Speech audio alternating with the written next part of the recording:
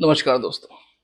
आज हम आपको जो इंफॉर्मेशन देने जा रहे हैं, जो कहानी सुनाने जा रहे हैं, ये बहुत ही भयानक है। ये कहानी जुड़ी हुई है समुद्र से और समुद्रों में जो टापू होते हैं, उन टापुओं की कहानी है।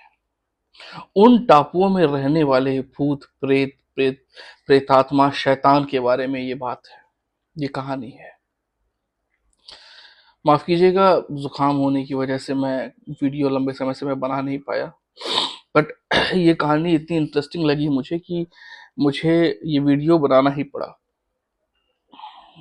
तो सबसे पहले मैं आपको कहानी के कुछ ये नहीं बताऊंगा कि कौन था, क्या था, नाम क्या था। मैं कुछ सीधे मैं पॉइंट पे आता हूँ। आप सब भी टूरिज्म में बड़ा शौक रखते हैं, बाहर जाना, घूमना फिरना। बहुत से ऐसे लोग हैं जो सोचते हैं कि भाई बाहर जाएंगे, कुछ एक्सप्लोर करेंगे, सुनसान टापुओं पे जाएंगे, देखेंगे। जबकि वहाँ कुछ कुछ टापू तो ऐसे हैं जहाँ पर गवर्नमेंट ने बैन कर रखा है कि आपको जाना ही नहीं है रात में, लेकिन उसके बाद भी लोग चले जाते हैं। ये कहानी है एक क्यूरियस साइंटिस्ट के बारे में, जिसे मालूम पड़ा था कि उस टापू पे, माफ कीजिएगा मैं चीजों का नाम और चीजें रिवील नहीं करूंगा,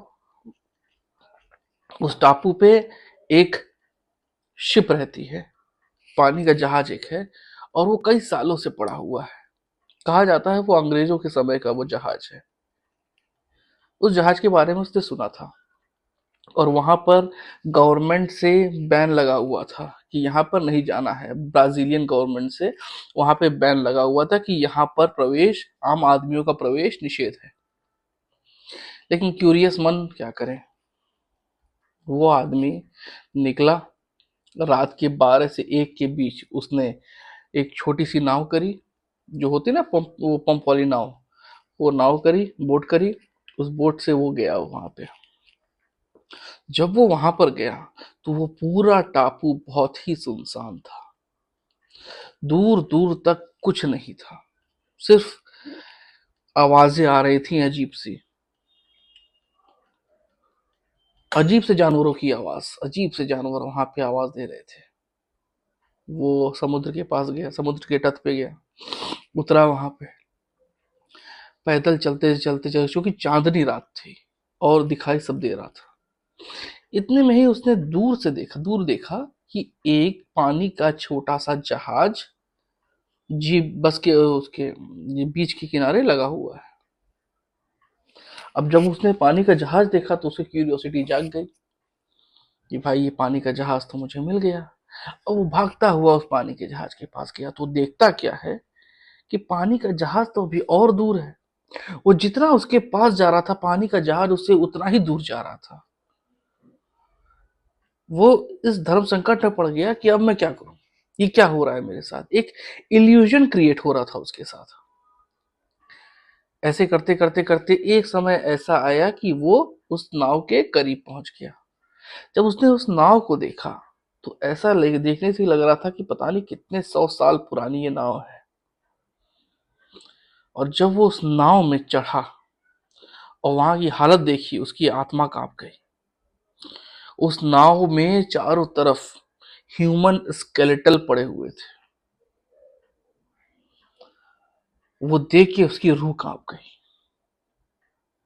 और उसने देखा कि एक अजीब सा जानवर है, जिसके बहुत सारे हाथ पैर, बहुत सारे उसके हाथ निकले हुए हैं, उसकी भुजाएं निकली हुई हैं बहुत सारी। अंदर ही था उसी नाव में। उसने समझा ऑक्टोपस होगा।